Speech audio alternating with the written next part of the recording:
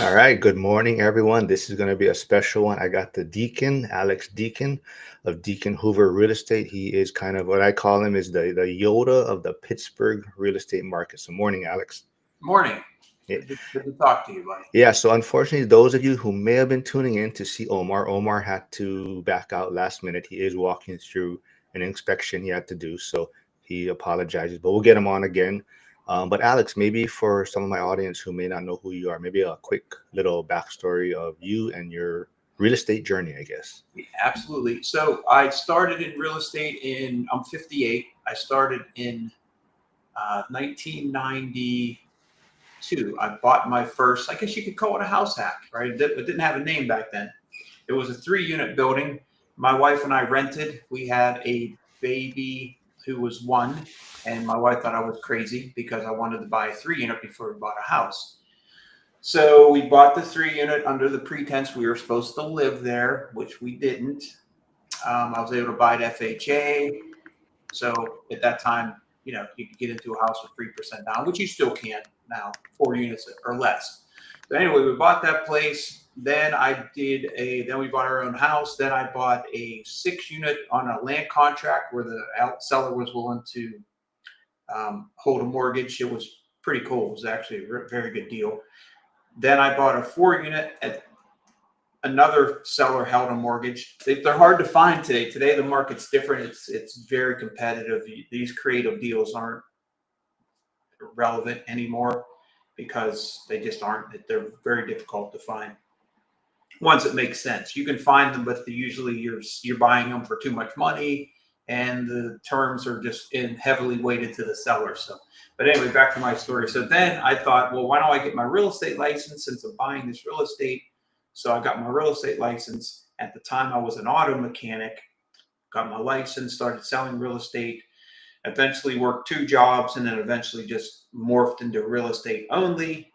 Kept buying properties. Started a management company in 2002. We manage 900 units now in the Pittsburgh area, and I own the brokerage where we sell real estate for clients, and I have a pretty large portfolio now, and this is what I do every day. So Yeah, I that's love it. So anyone that wants to follow him more, I did put his YouTube channel, his Instagram page, and his Facebook for Deacon Hoover. So go reach out to him. The one thing, like we did connect a few years ago, and the one thing that I really think I related with your story was the beginning of your journey of how you said you were losing X amount of money per month in a sense, right? You made a lot of mistakes. You stayed in the business, you stayed in the journey, and now you are, like I said, I call you the Yoda of the Pittsburgh real estate market as far as information, knowledge, Mhm. helping everyone kind of improve on their portfolio, right? So how was the beginning journey for like, the struggle, I guess, in a It sense? was very stressful. So yeah, I had my daughter she was 1. Then we bought a 3-unit, and then what happened was you could you could buy real estate pretty quickly back then, and interest rates were low, and it was easy to get money, which I think it's pretty easy right now, but it was easier back then, and you could really get in yourself into a dangerous situation because you can buy quickly. They were lending money to anybody. I didn't have a lot of experience, and next thing you know, I was up to about like year 2000. I just built a brand new house, and I was up to maybe 50 or 60 units, and I was losing $4,000 a month. And back then, $4,000 a month might as well have been $1 million a month. So stressed out. I had to sell some of the really good properties that I had equity in just so I could keep the piece of crap properties that I had no equity in because I couldn't sell the crap properties. I was leveraged. So I sell those.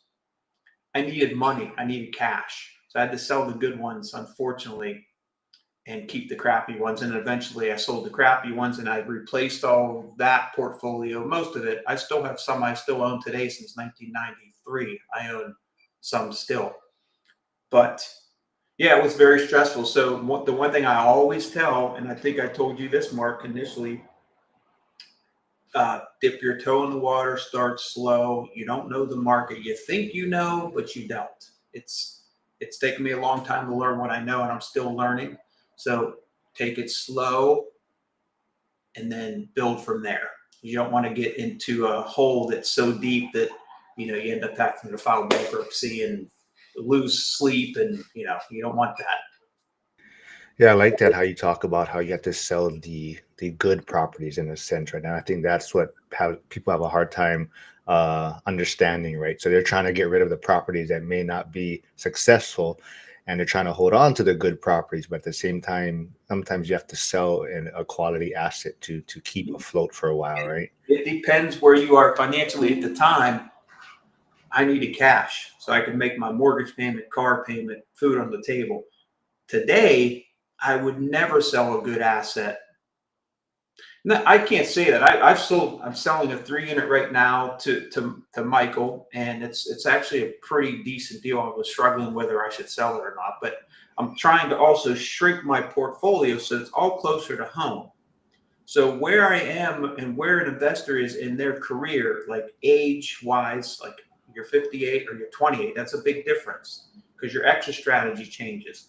Where you are financially, when I was, you know, 25 years ago, I wasn't as financially liquid and strong as I am now. So my whole outlook, my whole strategy, my whole business plan has morphed and changed because my finances are different, my experiences are different. Do you understand? Does that make sense? Oh yeah, absolutely. So yeah, that's why then I had to sell good properties because I needed cash. I needed cash to live. Today, I don't need cash to live, so I can hold on to assets and sell them at the right time, or sell them when I'm trying to I'm going to do now is try to shrink my portfolio into one central location, and try to keep it tight and close to home so they're easy to manage. It's funny, a lot of the people that we follow to is, and they're the successful, the ending part of their kind of real estate journey. They've all gone through those phases like you're talking about. They've had these struggles. They kind of navigated to the best of their ability, and then once they hit that end phase, they're trying to consolidate, simplify their portfolio. But I want to say morning to some people that are tuning in. We got a lot of people from the One Rental at a Time and school community tuning in. So we got Invest to Wealth. Jason, I won't try to say your last name. We got Flavio from Grandview, Washington. JLD Systems. Haven't seen you here before, so thanks for tuning in. Please subscribe and like. We got Harrison.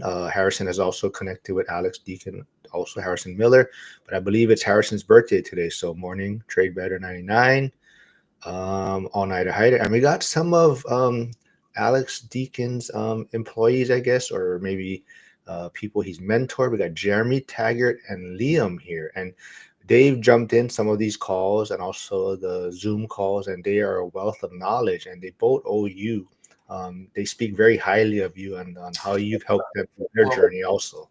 and thank all of them too, because Liam and Jeremy they knock it out of the park. They work with a lot. They sell a lot more property. They have their finger on the pulse right now of the rental market. They sell a ton of investment properties. They've helped a lot of clients. Where I'm just right now at this point in my career, I work with a few buyers, a few sellers. I work with all of my management clients, which I said we manage 900 units, and I'm really just trying to grow my management company and help the agents who work for me and help the clients who rely on me for consulting and good quality information. The challenge today is you have access to all the information you're ever going to want on the internet, which is awesome. But so the challenge is, what is that? What of that information is any good? And that is really the problem. Sifting and sorting through the quality information you can rely on and make really good financial decisions on. That's the difficult part, and that's what I enjoy doing, is supplying really good information about this market specific. I don't know anything about Hawaii or Cleveland or New York or Montana. I know Pittsburgh, and that's all I know, and that's my expertise. So that's where I try to help people, and I can be an asset to them. Absolutely. Yeah, you've been a wealth of knowledge, and you've been super helpful to a lot of people that I have been sending to you. Like you talked about Mikey, and you are working on finalizing this triplex deal, and Mikey meets a lot of his criteria. So it's a great deal, and you've been a great resource. Even the property management side, Mikey has gone through different property management companies, and he's working with you also now. So that's been super helpful. But we do have a question from Harrison. Oh, the chat just moved. Where did it go? He is asking, Alex, did you think about roommates for the larger house? Roommates, I've never done, I guess you call that like a boarding house. I would not be a good resource for that. I think it can be quite lucrative, but it's a management nightmare, and there's potentially some liability there. So you probably have to look a little closer into that and find someone who's very successful at doing it.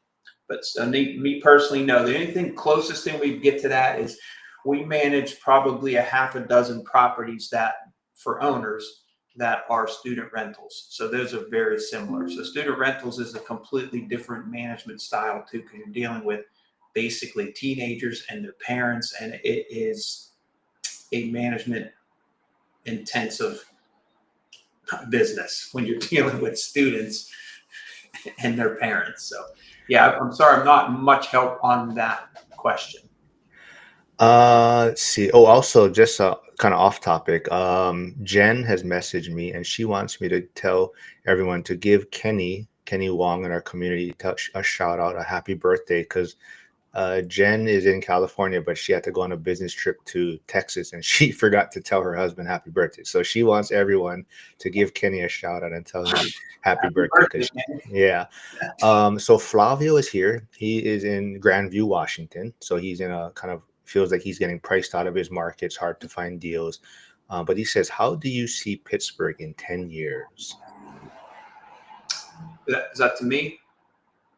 Yes. How do I see Pittsburgh in 10 years? I see Pittsburgh, over the past, in the 1970s. So, for example, the Pittsburgh real estate has on average gone up, appreciated 3.5% ish. Okay.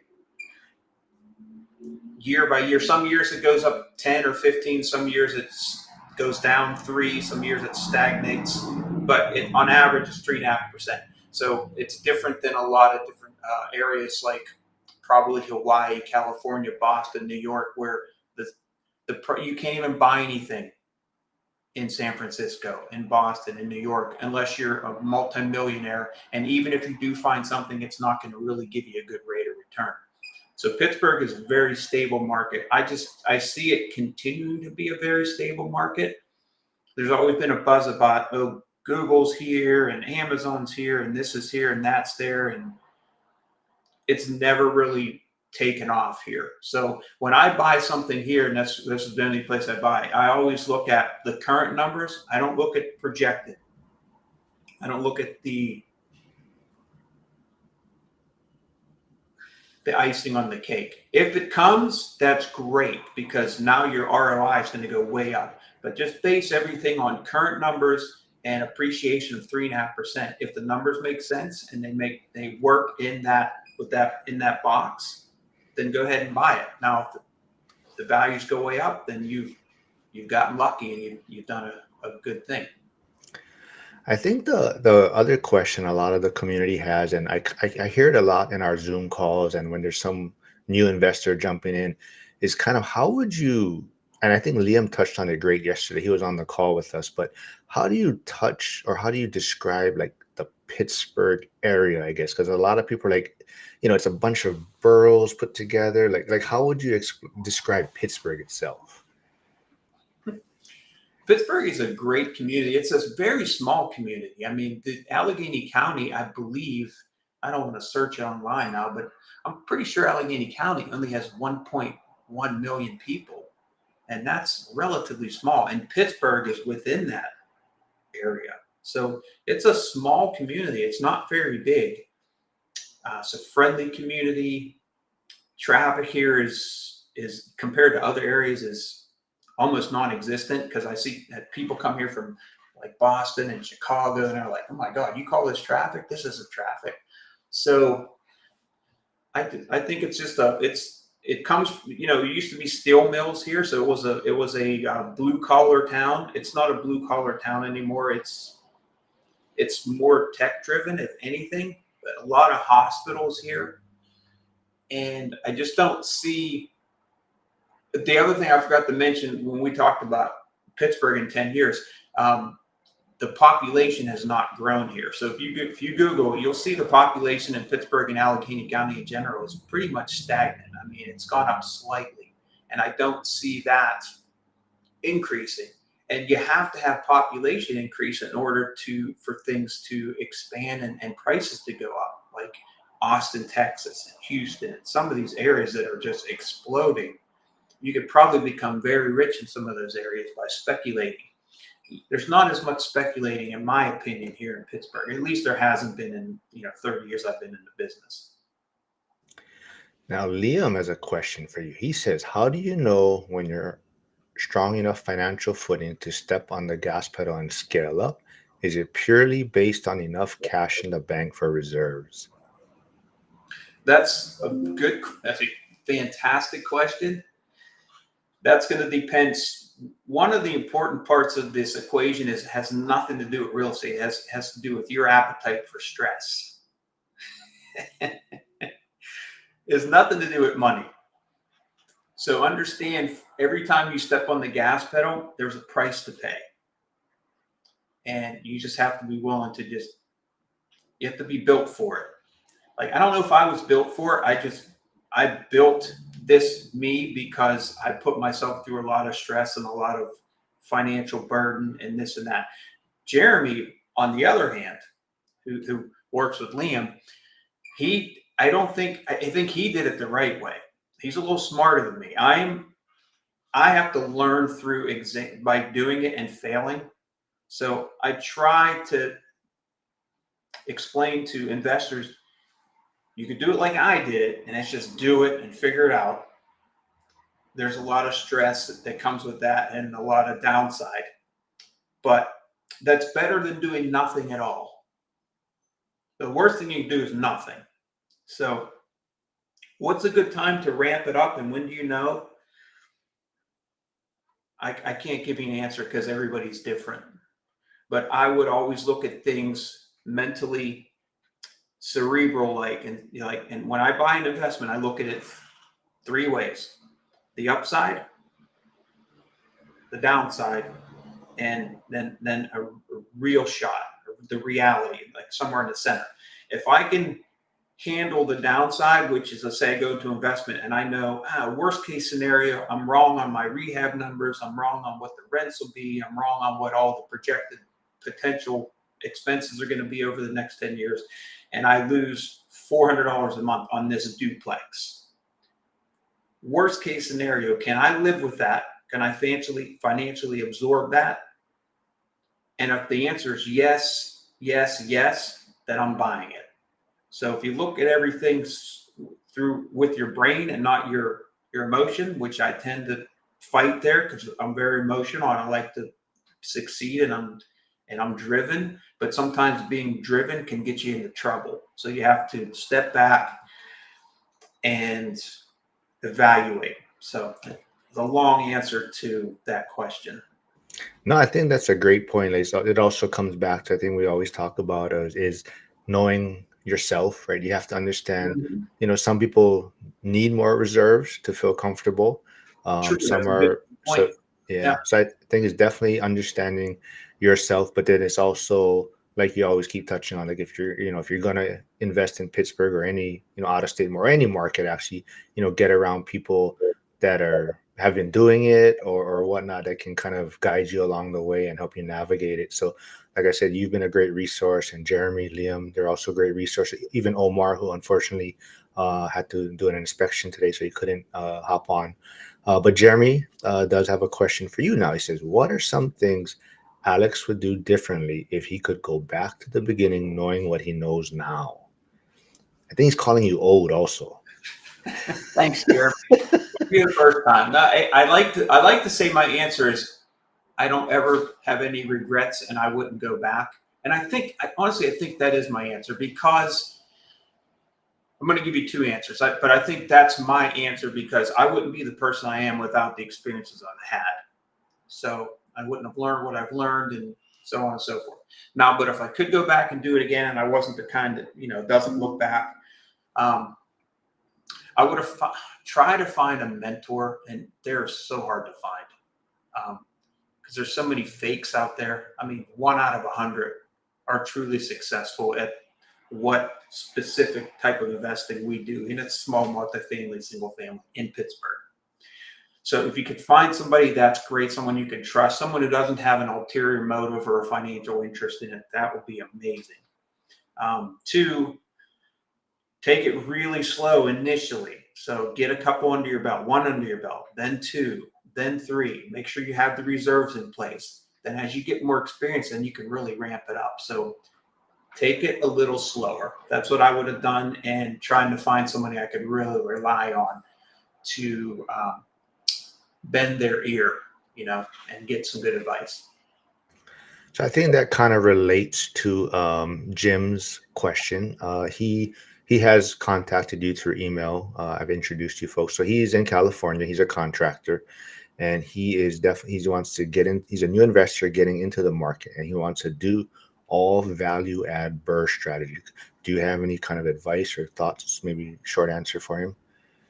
Yeah, I love the idea. The added value BRRRR strategy is phenomenal because for a bunch of different reasons. One of the biggest reasons is you're eliminating a lot of the competition. So someone who lives out of state, doesn't have the construction knowledge, doesn't have the resources here, is not going to be looking at things that need work. So there, you've eliminated 50% of your competition. So that's a great thing. So the downside is you don't have the resources here. You don't understand the market here. You don't understand contractors here, and you don't have someone here who can manage it for you. So that's the downside. But it's not that they can't be managed remotely. They absolutely can. It's just some things get lost in the translation when you're not here physically managing those projects. But that's the way to go because there's usually more meat on the bone, but there's a lot more headache that comes with the added value type of investment. All right, so the birthday boy Harrison has a question also. He says, are there areas in Pittsburgh that you do not invest in? Do you imagine the type of jobs your renters might have when buying a property? Yeah, I would buy in any market because I know the markets. So, for example, in a really bad area, I would buy something if I'm getting it at a super discount, and there's a good chance I'm not going to keep it. I'm going to buy it and sell it right away. Like I just bought a 3 unit in an area that it's actually a good area, but it's in an area I don't want to own property because it's too far. So I only bought it, I rehabbed it, fixed it up, got it rented, and then I'm selling it. And it's going to be a good investment for somebody else. But I'll buy in a really bad area, but my exit strategy will be I'm going to buy it and sell it right away and make a small amount of money. I'm going to buy it and fix it up, rent it, get it revenuing for the new buyer, then sell it. But I'm probably not going to buy it and hold on to it unless I feel that an area is going to be gentrified. And then maybe I'll take a gamble. As we discussed earlier, you want to buy something based on current numbers, but I might buy something and take a chance that it's going to gentrify because maybe they're building a Walmart, or maybe they're building a Target, or maybe Whole Foods is coming in, or maybe they're opening up a new hospital. And then you roll the dice and see what happens. But for someone who's just coming here, I would stay away from the really bad areas. So you have to do your research and know what, an A area is and a D area is. D is like bad, high crime, low household income, that type of stuff. And stick with like the D plus, C minus, C plus, B minus. Finding properties in a B area and A area are very difficult because the demand is so high, not just from out-of-state investors, but local investors. They're hard to find, and they're in such high demand because of the school districts that the prices are usually so high that you're not going to make any money. So, also a lot of times when I bring up the Pittsburgh market or people that are somewhat interested, I think the one thing that might hold them back or give them, reservations on is that the older homes, the older stock of homes, and like how do you help new investors navigate dealing with the older homes in Pittsburgh? Another fantastic question. That's one I entertain a lot. Is like, what should I set aside for repairs and maintenance? So a good example I use all the time is I own a duplex that I bought in 1993. The duplex was built in the mid 80s. So it's for Pittsburgh, that's relatively new. That's like 50 years old. Um, this duplex has been phenomenal. I wish I owned 100 of them, but they are so expensive now. This place we bought for 95,000. My brother and I, since he's since liquidated and sold it to me, it's probably worth about 300,000 now. So that's 30 years later, worth over triple. It's been very little maintenance, no plumbing issues. Um, period. Okay, now let's fast forward into one that I bought recently. Um, it's an older place. It's a duplex. It's going to need a ton of work, and I'm already budgeting for that. I got old plumbing, old roof. I have an old furnace. I have old electrical. It's not well insulated. So you just have to budget accordingly. So the older the house, depends. Like you could buy an older house that's been completely redone, but on generally speaking, an older house, sandstone foundation, some knob and tube, some old plumbing, you just have to budget more for repairs and expenses. And it's impossible to say, well, you budget 20% because the house is 100 years old, 15% when it's 50 years old. It's impossible because it depends on the condition of the house when you buy it. But just make sure you budget accordingly for the condition of the home and the age of the home. Yeah, great answer. I think so. Steven, I don't think he's here, but he did message me in the school community. I think he's working right now, but he's from Canada. He's looking at some markets to invest in, and I guess in our Zoom call yesterday with Liam, he also heard the mention of knob and tube wiring. So he's kind of concerned, like, oh, how do you navigate that? And I think to your point, right? My answer to him was kind of as long as you know about it now, right? You're aware of it, and you're doing your inspections because a lot of times insurance companies or lenders are not going to deal with the knob and tube, or it's going to be a challenge. So it's going to have to be addressed anyways. So how do you like help people with the knob and tube situation as far as navigating through that also? Yeah, I'm dealing with it right now. So with knob and tube, I have a building that I didn't know I had knob and tube. So when I answered the questionnaire from the insurance company, I said, "How old's the roof?" I said, "I don't know. About 20 years old. I don't know. I just bought it." "How old are the furnaces?" "I don't know. I'm guessing 20 years." "Is there any knob and tube?" "No." So I got an insurance quote. It's $700, give or take. Now I'm selling it, and they did a home inspection. They found some knob and tube. I found the furnace was 20 years old, and the roof, again, we still don't know how old it is.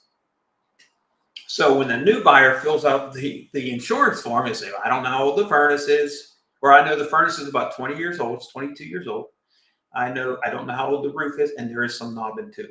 So what we will do, and what I agreed to do, is I'm going to eliminate all the exposed knob and tube. Now, understand knob and tube is very old wiring. There's nothing wrong with it as long as it's in good condition, and as long as you have a breaker box instead of fuses, because fuses can be dangerous because people can get the wrong fuse in, a higher amperage, and now it's pulling all this, I don't know, electricity, but it's bad if you put too big of a fuse in, because now you could run a toaster in a microwave and the fuse is supposed to break and it doesn't. And now your wiring's overheating and you could cause a fire. So what I'm doing in this particular instance, I'm eliminating any exposed knob and tube in the basement, but what's up in the walls is still going to be knob and tube. So you just have to be careful and make sure that the knob and tube is in decent condition and you have circuit breakers. Because if you're going to buy in Pittsburgh, Probably half the houses have not, but probably more than that. Probably more have in the market. Most investors are going to buy that's affordable. Um, Probably 70, 80% of the homes are going to have knob and tube. And out of those knob and tube homes, probably most of them still have knob and tube in the walls. So you're not going to get away from it totally. But just make sure what you can see is in good condition. What you can see, sometimes you should eliminate and just tie into the existing knob and tube, because if you don't and you want to rewire the whole house, you won't buy anything because it would cost you $10,000 to rewire a house. And make sure you have a good electrical box with the circuit breakers. So knob and tube is not a bad thing, but you just have to be careful on how to navigate around it. I've never had any lenders not lend because there was knob and tube. So maybe you guys run into that, but I never have. It's mainly insurance companies. Liam says mentors are so important. I lucked up. Oh, I lucked up with Jeremy and everyone at Deacon Hoover, so I'd always do my best to pass it on. Yeah. So Liam also mentions the demand on the B class and better 2 to 4 units has been insane lately. Jim, the grumpy contractor says, what about C class areas? What are you seeing net cash flow in C areas average? Jim is looking at getting older homes, bringing back to life, down to stud, new systems, new everything basically. Yes, C class, D class. I'll buy in a D neighborhood, but it has to be like, if I'm going to buy and hold, it has to be in a D plus. It has to be like really the bad areas right here. That's the D area, and then maybe surrounding it is a D plus, C minus. I'll tend to buy things in those areas, knowing the area, but you have to know the area really well. You just can't look at it online on Google. You have to kind of physically know the area street by street. So I love the idea about buying in a C area for sure. And I love the idea about buying something that needs gutted to the studs and doing it right the first time. Again, the challenge is it's so costly to do construction today. It's insane. Two, managing that project is extremely difficult. So that's the downside. You just have to, you have to know what you're doing, and it's really nice if you're here to manage that project.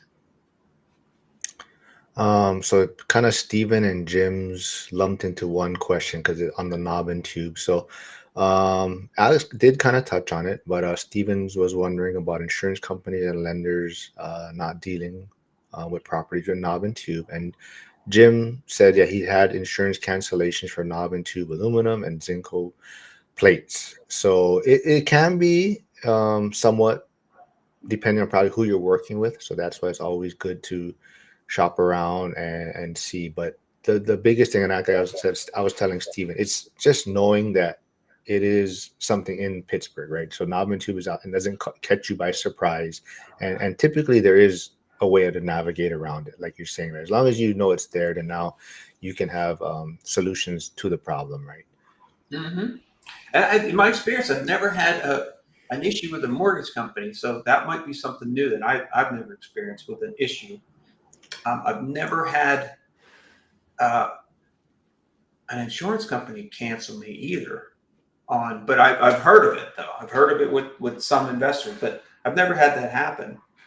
Well, I think the lending side would be more, the lending would have an issue because they won't be able to get insurance. So it's not so much the lending company dealing with the knob, it's the insurance because they can't get insurance, and that now it's going to be difficult to find the lending side. Correct. Liam does say with insurance companies, you really just have to address any visible knob and tube. Most of the time in the basements. If you do that, shouldn't have insurance issues. Yep. So basically, back to what Alex mentioned, right? Whatever is visible, address it. Make sure it's in good working order and whatnot. Well, the thing to mention too is like you're not trying to hide it, and you don't want an unsafe house. That's why I say if you're going to eliminate the exposed stuff, you should at least have an electrician look at the wiring going up in the walls and make sure it looks okay. You still don't know what's up in the walls. It could be chewed from a mouse or something. It could be rubbing against something. But make sure you also have circuit breakers. Like anytime I buy a house with with fuse boxes, the first thing I do is get those updated. So, I mean, average fuse box on the house is with a 100 amp service is going to be $1,500 to $2,000. That's a new service and a new box with the breakers in it. That's a real safety issue you should handle as soon as you purchase something with fuse boxes, which there's not too many around, but they're still around. What's been your experience in, the market since you've been doing it for 30 years? Is there like a time of year where deals in Pittsburgh tend to pop up more, you think? Yeah, if I had like a chart that showed where the best deals are, I would probably venture to say they're probably in the winter months because you have less people looking. Nobody wants to go out and look when it's 5 degrees below zero. The holidays, people take off. So you can find some good deals in the winter. Percentage wise, I don't know what that would be. It's not a super high percentage. I What I would suggest is when you're an investor, you're always looking. It doesn't matter.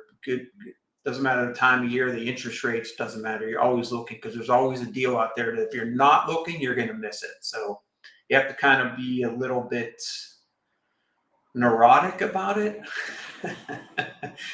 Like you're always looking, and it just has to be like your day job. Has to be like breathing, and the deals will come if you look hard enough.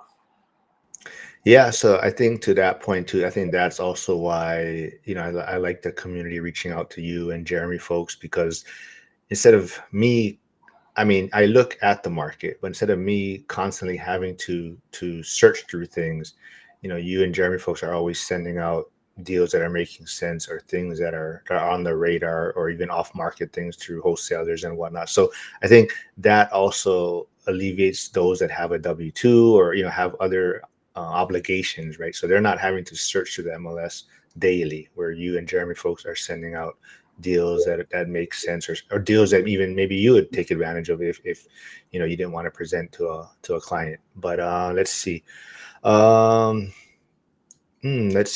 Stephen has kind of a specific question on a market. Thoughts on the Duquesne Heights area? What class would this be? Am I saying it right? What area? uh Duquesne. Oh, D Duquesne. Yeah, Duquesne. Okay. Really bad. Quick and short answer. Okay. Really bad. I mean, you can get deals over there for a very good price, but there's a reason. Okay. That's probably why I don't know how to say it. um, Jim says, I'm also looking at the cost savings of management and upkeeping, doing a down to the stud rehab, less maintenance, and capex to worry about, lower insurance costs as well. So Jim does have a strategy, and he does have the contracting background. So I think that's very useful for Yeah, him well, also. that's where you said know yourself and know your shortcomings and know your strengths, and yeah, so that's good for Jim. And back to Duquesne, I don't want to shit on Duquesne, but if you do buy in Duquesne, just know what you're buying and get it at the right price because you could probably make a heck of a lot of money in Duquesne if you're buying at the right price and you're managing it properly. You just have to understand that market. I choose not to buy over there because one, it's far, and two, it's just not a good area. It's high crime, low average household income, and it's a strong D area.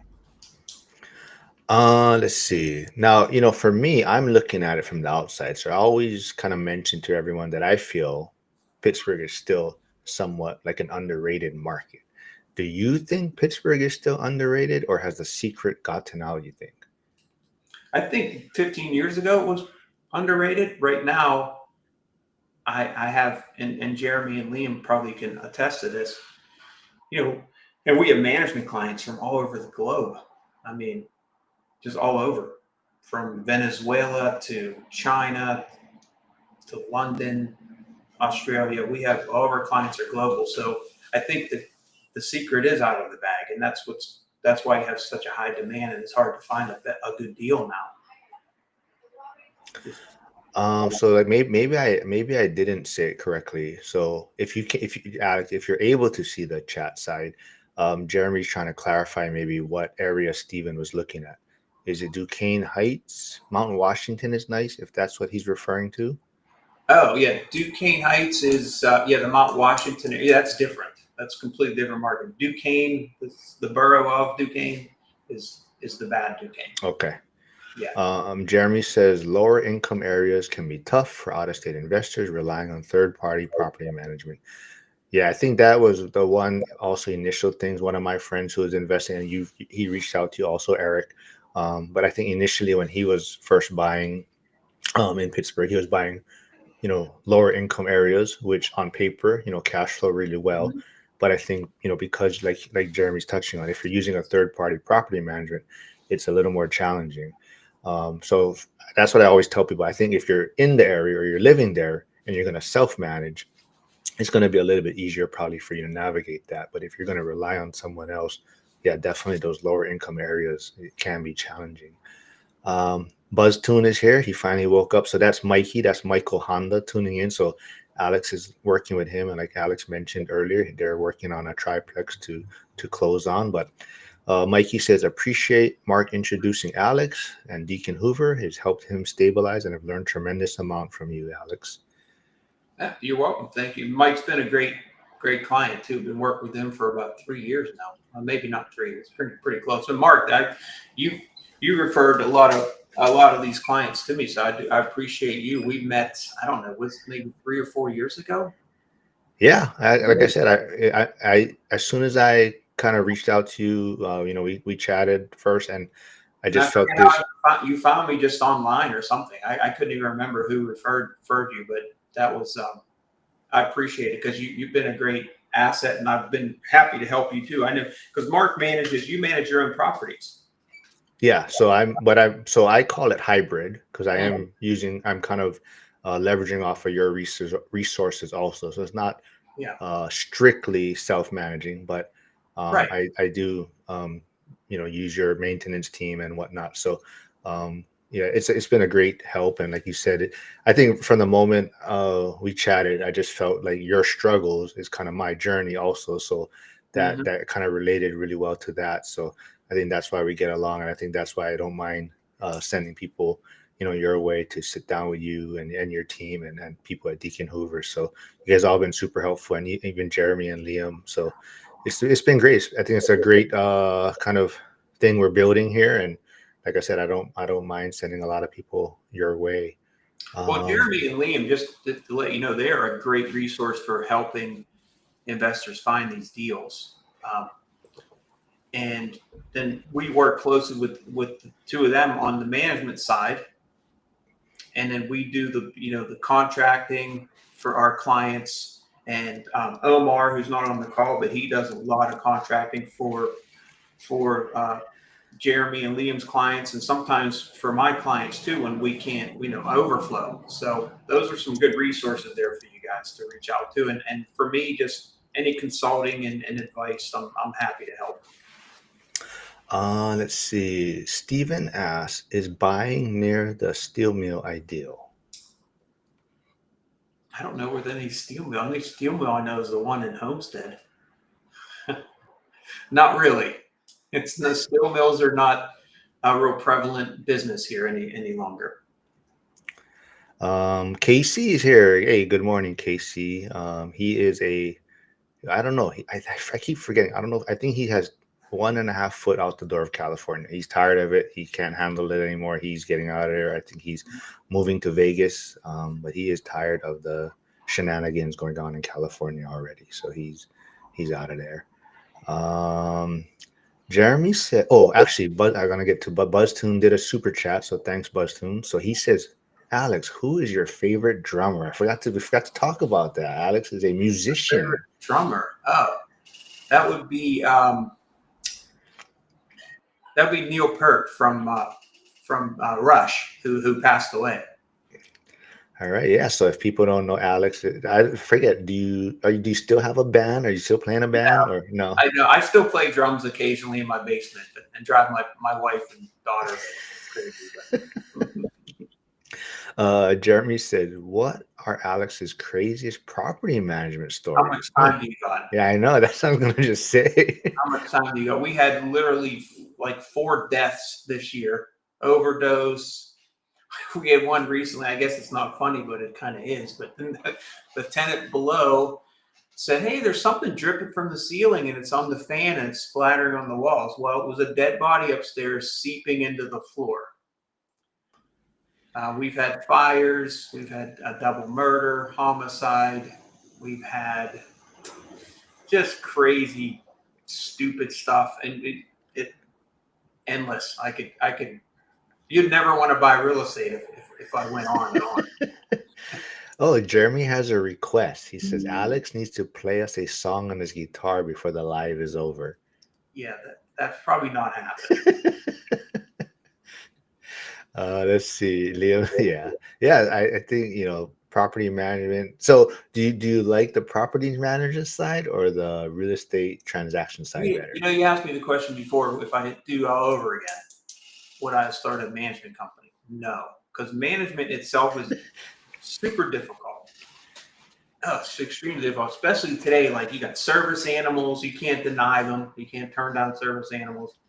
Um, Everybody is just helpless. They can't even fix us. They can't fix anything. So every little thing you're called on. So it's extremely difficult. But managing it and for other people, it takes it up a notch. So yeah, I would have focused on my sales because at the time I was selling. That was my primary income, and now it's just management and managing my own portfolio and continuing to add to it and this and that. So yeah, that's on the property management side. I would have not done management for sure because it's difficult.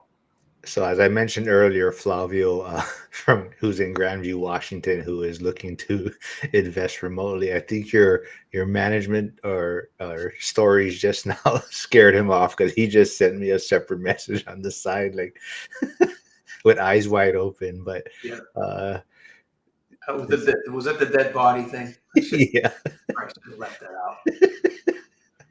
no, but because he's always concerned. I'm like, yeah, Pittsburgh is not. I don't know why he gets that idea, uh, but Steven asked, what would be the ideal amount of reserves considering Pittsburgh has older homes? Hmm.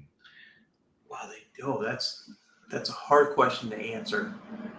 Well, maybe if you're really conservative, maybe you don't buy anything unless if let's say it was sitting there vacant.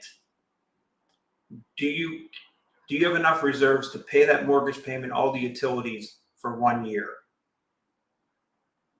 and $10,000 for any crazy repairs? Maybe that's a start. That would be really conservative. So if your mortgage payment's $1,200 a month, then do you have $14,000 sitting in your bank account, and do you have another 10? So you have the $25,000 set aside just for that property, just in case absolute everything goes wrong. You have a $10,000 sewer line that goes bad, and everybody moves out. That would be a very conservative number. Liam said, "Don't scare people away, Alex."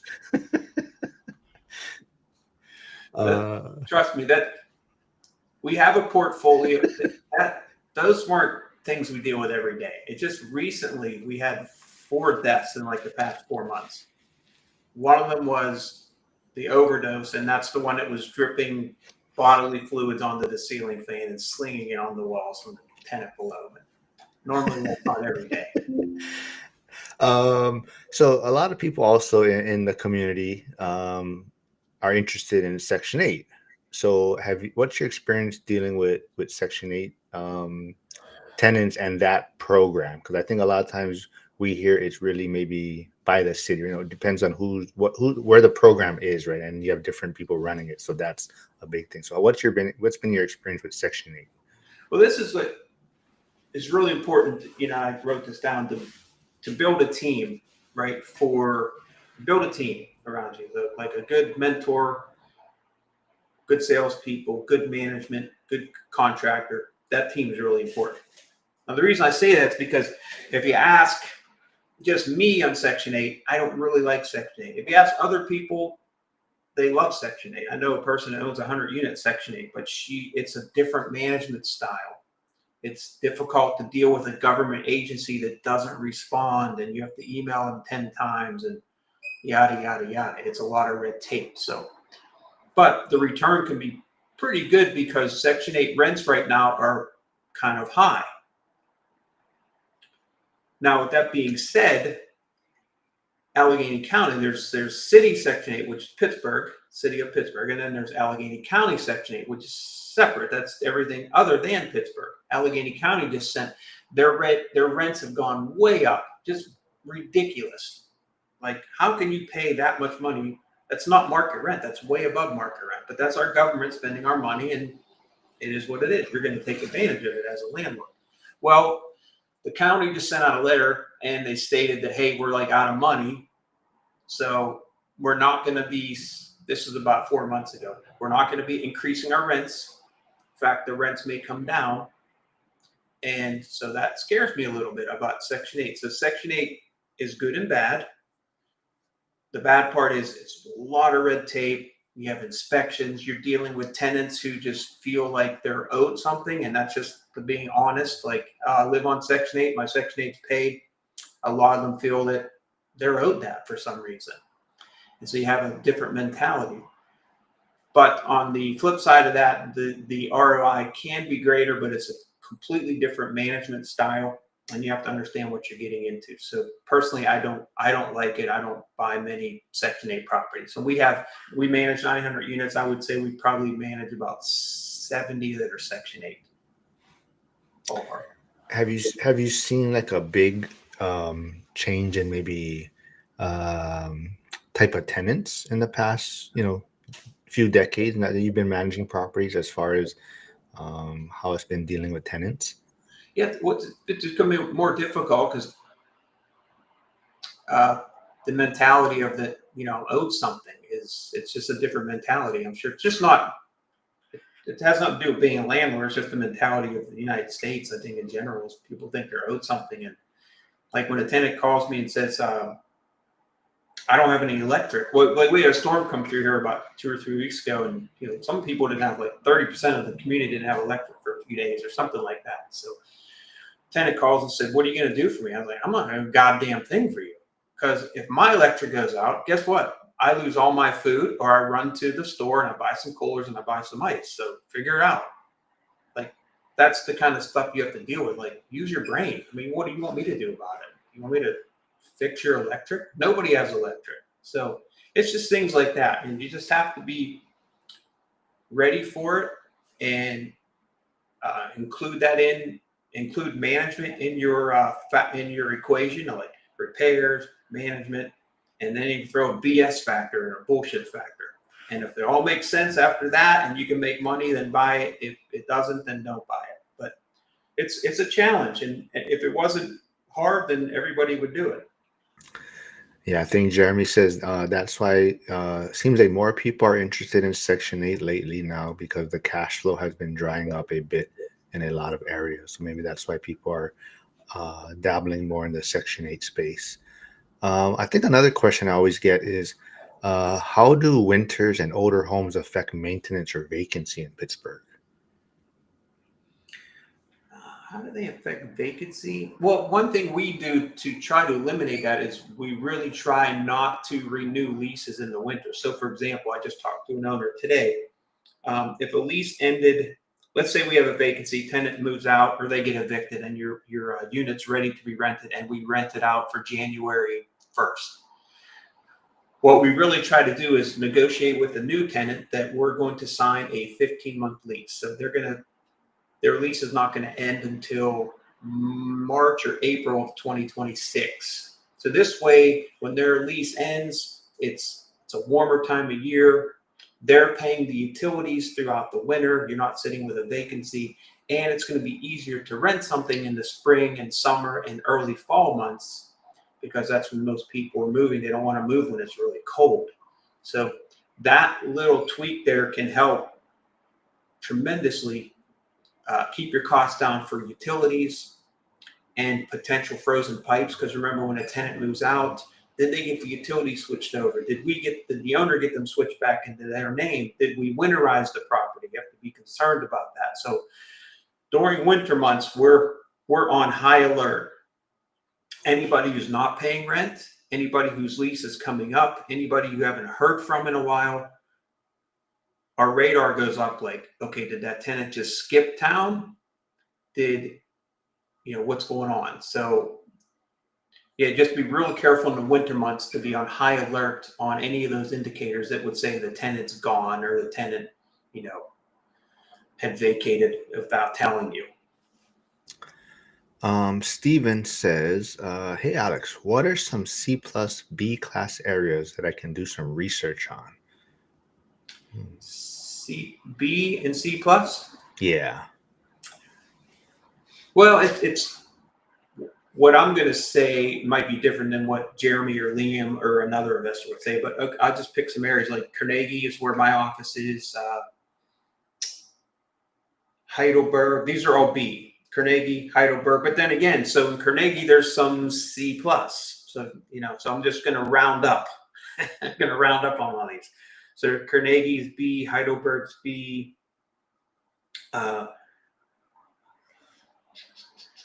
Sheridan, which is part of the city of Pittsburgh, is I think C, but it depends where in Sheridan. Yeah, see, it's weird because Pittsburgh, you have Pittsburgh, but then every area has like these little areas. They have a name, like Sheridan, Elliott, West End, Squirrel Hill, Shady Side, yada yada yada. Right? Shady Side's like the Beverly Hills of Pittsburgh, and then Elliott's kind of the slum sort of area of Pittsburgh, which it's not terrible. There's good parts of Elliott. That's what I'm saying. You can't. So if that makes any sense. So when I say Sheridan, that's actually the city of Pittsburgh, but Sheridan's a good part of the city of Pittsburgh. Elliott's not bad. That's a strong C minus. The West End, there's not much population down there. So, I mean, there's probably 100 areas, and I'd have to. If somebody's interested, they could just email me, and you can give them my email information, and I could put together a list. And then a good resource would be Liam and Jeremy on that, and get their opinion on the areas and their classifications. Yeah, I think that's too. I think Jeremy touches on a little bit further down. But he says, yeah, lots of neighborhoods have subsections within them that can be different letter grades, right? Like upper street Sheridan. So it is definitely street by street, block by block. So I think that's the one thing. You always, like you said, reach out to you, Jeremy, Liam, and you can kind of break it down a little bit better instead of a live's a little bit hard to cover, like you're saying, like the street by street kind of thing. But definitely reach out to you folks. Steven also says, what are the coldest months in Pittsburgh? Is there like a? Yeah, the coldest months would be, generally speaking, January and February. I don't know, but you told me it's like 50 degrees right now. It's 50 degrees. Yeah. Pittsburgh is a weird place, but yeah, generally speaking, on average, January and February, yeah, the coldest. See, last year it was late. Was it last year? The year before, man, we had a cold snap on December 23rd or 24th. Man, it was a nightmare because nobody's working, and we got people that frozen pipes left and right. So it was a struggle. That was the worst I remember in a long time, only not because of the coldness, but when it happened. It was right at like Christmas Eve. It was the worst time for it to happen.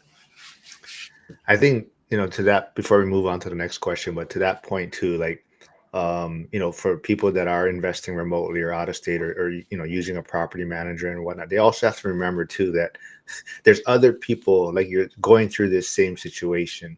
So even though, your unit may have frozen pipes and you of course it's a emergency or a problem, but you want it to be handled, but at the same time, you guys have all these resources out trying to handle all these other situations too. So it's you also have to keep that in mind and keep things in perspective that everyone is kind of going through the same situation at the same time. So that's just something, people have to navigate after a period of time. Mikey, Buzz Tunes says, how would you recommend an out-of-state investor visiting for the first time set up their time to get the most value? I would do a lot of homework prior to, because I don't want to, you can't cover the whole area. So do a lot of homework prior to, do your research, pick a handful of areas that you've come up with in your research that you want to focus on. And then I would probably get in my car and drive around some of these areas. And sometimes you can really see an area's true colors when you drive by in the summertime in the evening. And you see all the shit that's going on. You don't see it in the winter. Nobody's outside, but in the summer, you in the evenings, you can see what's happening, and sometimes you can come up with your own conclusion on if you want to buy in that area or not. Yeah, that's another little trick that our kind of community talks about too. Is even like looking at a property, like the street parking situation, Mhm. is try to get someone to drive by during that end of work period of time, or peak, Super, traffic time, to see how the street actually is when everyone is off of work, and what kind of parking is super available. good point, Mark. So, for example, if you could have one street up, like if we want Washington, perfect example. On Grandview Avenue, you have $1 million condos up there and $1 million view. It looks at the three rivers. 4 or 5 streets down, you could be on some side street. It can be rougher if it's on the shooting towards the Belt Super side down the hill. This is all city of Pittsburgh. Different market altogether. And then throw in the mix where you have no parking on that specific street. It just blows your whole like assessment out of the water. Like you have, that's how you really have to know the streets. And then coming here as an investor, driving by these areas and really getting to know. What's really helpful is Google Street View. Like you can literally walk and drive through the areas. But that's a great point, and it's a great point from one of the listeners that, yeah, how do you know if you want to buy in that area or not? Yeah, so I think Mikey also wanted to know, like, where is the good places to eat when he comes to Pittsburgh, and where to have some drinks or where to hang out. So Mikey is a I secret can, party I guy. can tell you what the good place not to eat is my house, because my wife, she can't cook at all. She's just in the office next door. She would agree. You know what she likes to make? Reservations. Ah, That she likes to make. I'm not a good person to ask for like where to eat because I don't eat out much. I would like Morton's, right? I like their steak. I mean, that's a really high end place, but so Permane wait, so Brothers, if she doesn't cook and you don't right? eat out, what do you do? We She cooks when she needs to cook. Oh, okay. That's all. We'll leave it at that. Let's see. Yeah, Liam and Jeremy, like I said, they're great resources. They're kind of talking about how it is kind of hard to uh get a breakdown of the neighborhoods. It definitely is a lot of nuances to them, street by street, block by block. Oh, and we do know some other people that are investing in the area, so they are in Pittsburgh. And we always hear about, was it Primanti's, and some of them Yeah, say it's overrated. So yeah. what?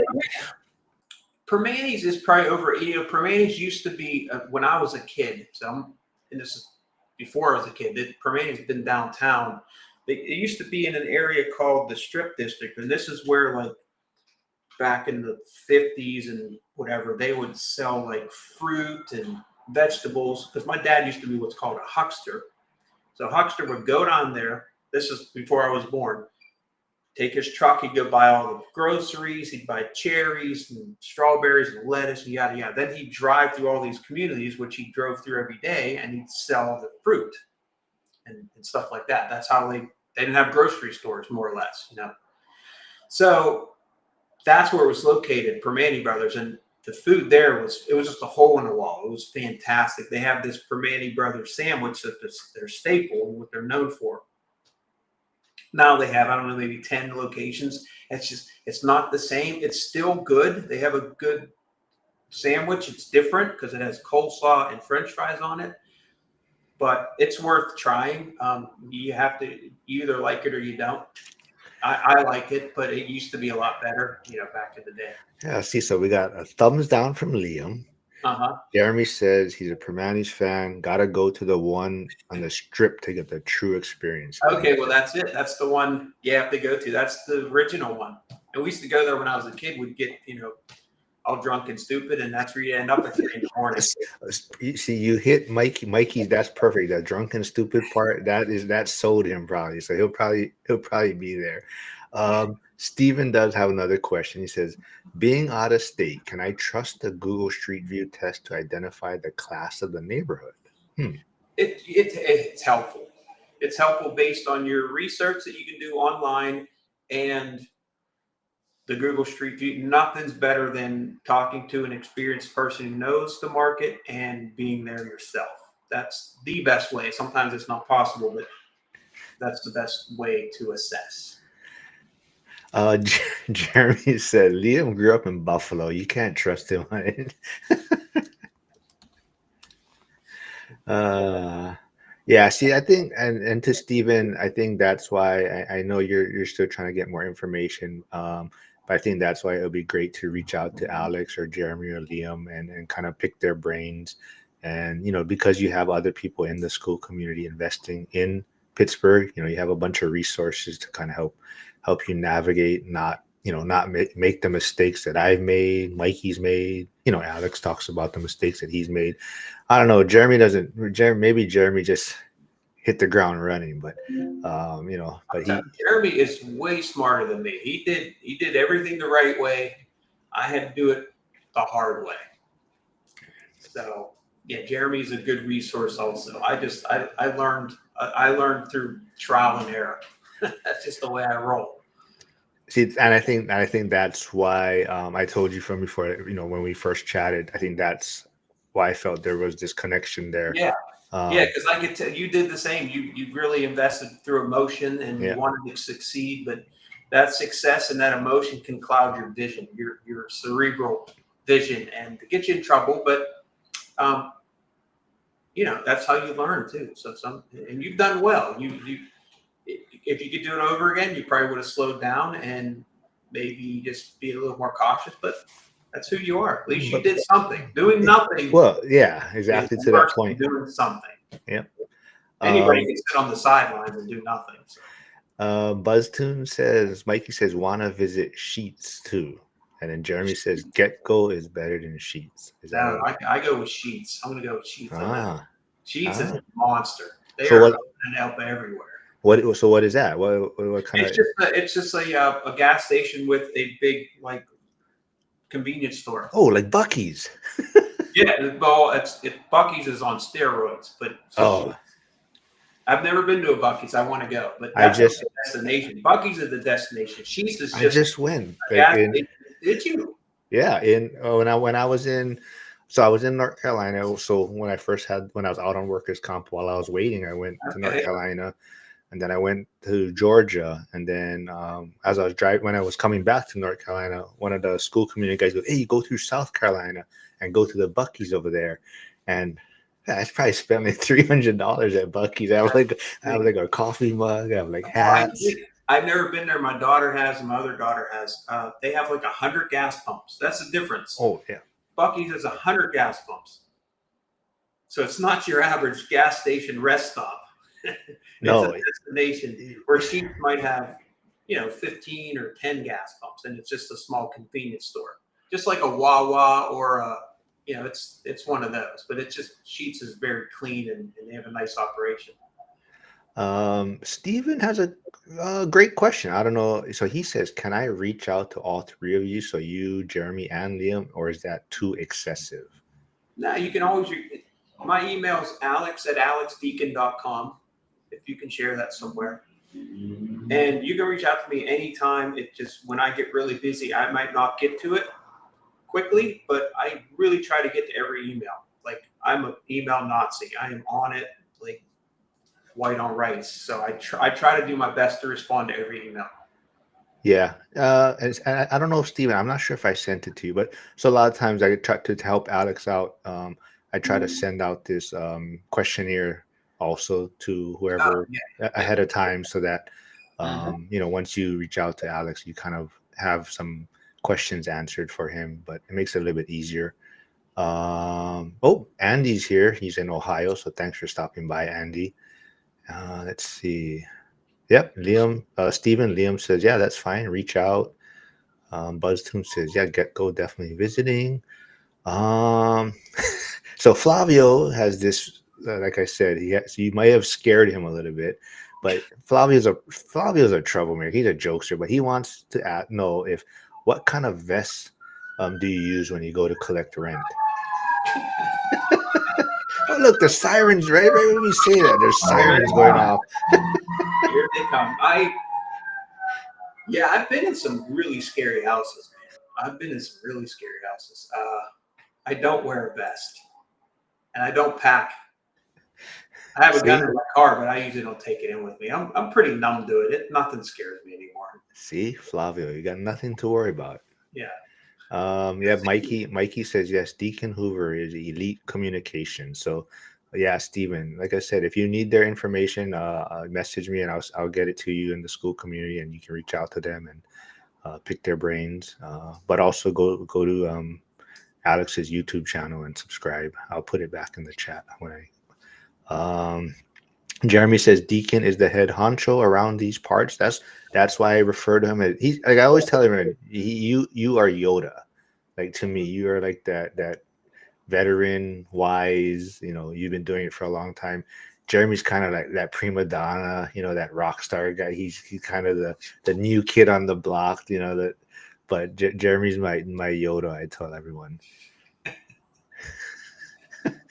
Yeah, I think Andy's saying perfect timing for that question with the sirens in the background. It's good, very good timing.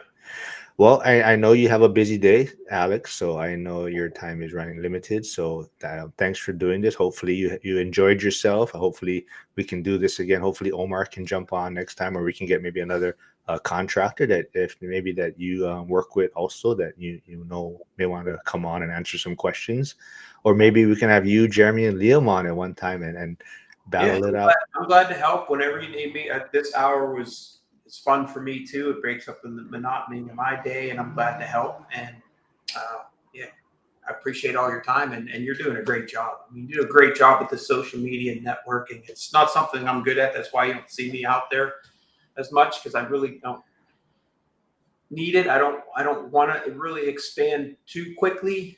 And I just rely on personal referrals and people like you and then Liam and Jeremy who sell a lot. They refer their clients. But I'm always happy to add value. So reach Yeah, out anytime. Thank you. yeah. All right. Thanks for doing this, Alex. Have a great weekend, and everyone, thanks for tuning in. All right. Thanks, Mark.